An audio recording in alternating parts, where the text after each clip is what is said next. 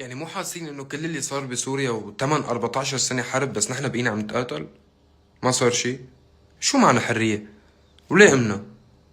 كرمال تختلف وجهة النظر السياسية بسوريا ولا كرمال ناخذ الحرية المطلقة بسوريا؟ حرية التعبير وحرية الآراء وحرية الحياة وحرية التدين وحرية شو ما بدنا.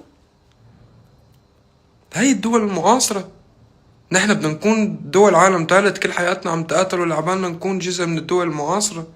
نحترم إذا هذا بحب الفن أو أنا ما بسمع موسيقى، أنا بسمع قرآن كريم بس، أحترمك وتحترمني ونحترم بعضنا.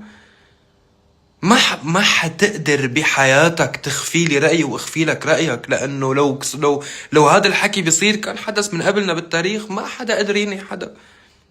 ولك الهنود الحمر لهلا أمريكا ما قدرت تخلص منهم وقضيتهم بعدها موجودة.